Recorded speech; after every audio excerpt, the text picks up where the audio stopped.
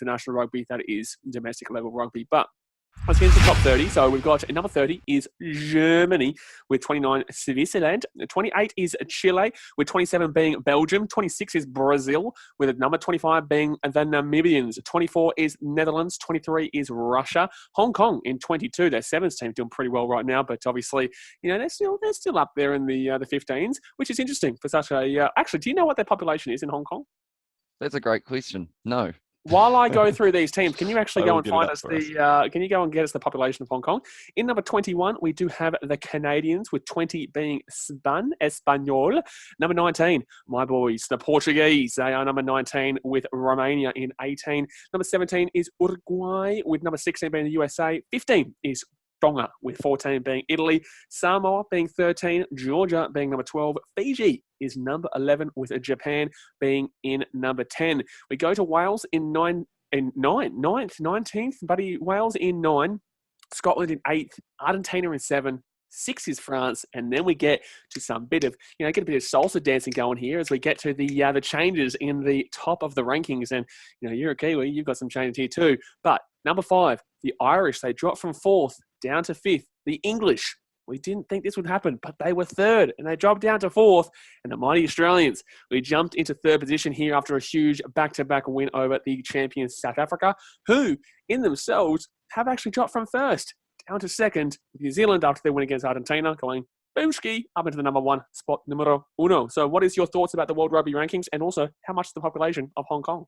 So Hong Kong's population is actually 7.5 million, which was a few more than I did expect. So they're doing pretty good in terms of those rankings. Definitely because I don't believe they have played too much rugby as of late. So hopefully we get to see a few more games, including, if I'm not wrong, they will have one of the Rugby World Cup qualifying matches, maybe up against Tonga, which will be exciting to see. But going back to those Rugby World Rankings, like I mentioned a little bit earlier on, Ian Foster, the All Blacks head coach, he has come out and he has said, we are not number 1 until we beat the Springboks. Yep. And that is that big match. And also, not just the match this weekend, but the match next weekend as well. Really, because of the fact that the Rugby Championship is already pretty much in the hands of New Zealand, the big thing here is who is going to be ranked number 1 in the world rankings after the Rugby Championship. And it is extremely close. It's only a game of inches at this stage, so it's going to be exciting to see who will be coming out on top. Oh, it's literally very close. It's 91.15 points for New Zealand and 90.95 points for South Africa. Now, obviously, a lot of people might be wondering in regards to how Australia have gone from 7th 2 weeks ago to 3rd in the matter of literally 2 weeks. Now, they're on 85.65 points, and they've jumped significantly because you've got to realise with the World Rugby Rankings, even though it's kind of ludicrous about what's kind of happening right now, the fact of the matter is that no one in Europe has been playing any games recently. They played at the beginning of the year when there was no Australian or New Zealand or South Africa teams playing because of the Six Nations. So at this point, we saw teams back then up and down changing around, and now we've seen Australia, New Zealand, South Africa changing around because they're obviously playing quite a bit. The way the World Rugby Rankings actually work is the team higher, the lower you are against the higher opponent, the more points that you'll get. So it literally is ranked about whether who's the home team. You'll get more points if you beat the home team, or you get less points if you beat them, but you're the home team. If you're in 7th and you're playing 1st, you're going to get a significant chunk of points rather than if you go and play 5th, even though there'll still be a decent amount of points. But because of the distance between the two, it really adjusts massively. And obviously we've seen the 7th ranked Australia take down South Africa in the first game really close, the second game quite convincingly too. So that's why they got such a significant points upgrading. Now they're on 85.65, England's on 85.44, and Ireland's on 84.85. Australia were actually in 5th position below Ireland, as we can obviously see, but that's just such a significant rise. Like I think we were speaking about last week, Hamish, that Australia would probably go above Ireland with a win, but I don't think we thought they'd get enough points to go above England. We weren't expecting a bonus point win, I don't believe, as well. Like Australia, they were able to come out in that game it was and convincing. Almost, that's the thing. Everyone thought that one a couple of weeks ago was one of those games that, okay, it's very close. The Springboks are going to fight back in that next game. But we just never quite saw that fight that we were expecting, which is why no New Zealander should be taking them too lightly in this game this weekend up against the All Blacks, because I think this is when we're going to get to see their fight back. That one's going to jinx me big time, and it's probably, who knows, maybe it could be a runaway in that regard. But I think South Africa are one of those sides that they don't end up losing games too often, and because of that, they will fight back in this game up against the Kiwis. And for the 100th match between the sides as well, should be very exciting indeed.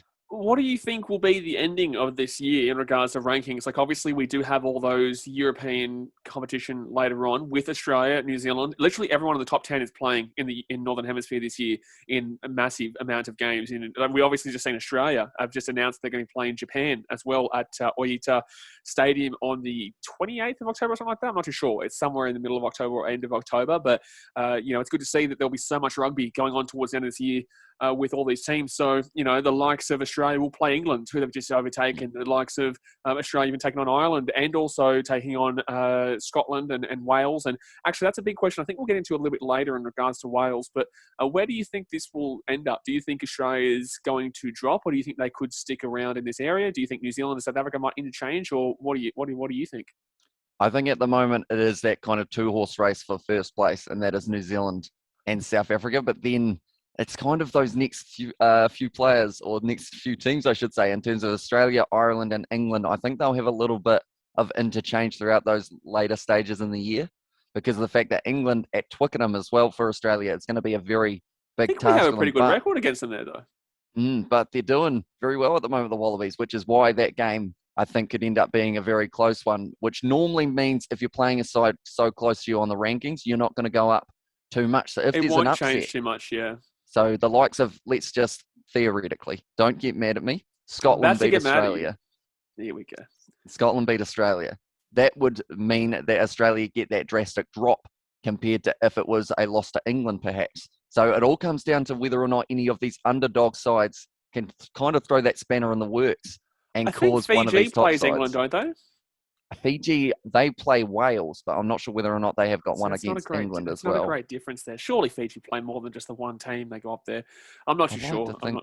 But look, it's really interesting because, look, in the same sense, man, if Australia can keep up the performances like we've just seen, and we will speak obviously in depth about this very soon, but if Australia can keep up the performances like they just did against the Springboks, that was the number one ranked team in the world. However, obviously there is a lot of question marks about them, but they did look good against the Argies, and now we're going to see them go up against New Zealand. And what if South Africa go and beat New Zealand that first game, throw another shock amongst throw another cat amongst the pigeons there? That'd be interesting. But look, we never know. It's going to be an interesting week, and I think this is going to be one of the most interesting weeks of this season to see if South Africa can bounce back. Because if they don't, then honestly, if Australia beat Argentina twice, it's not going to be a big rise. But if New Zealand can, like, for example, if Australia can convincingly beat South Africa, and let's say, for example, that New Zealand put a score behind South Africa, we could see them drop even further with big score lines. So, because they are second and first, so it's, I don't know. Like, I don't think that Australia could manage that 5-point gap, but it depends on how much potentially New Zealand beat them by.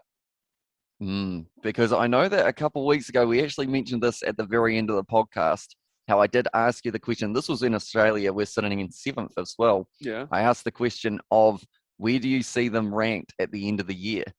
Or somewhere around there. I think I said around 5th or 3rd, didn't I?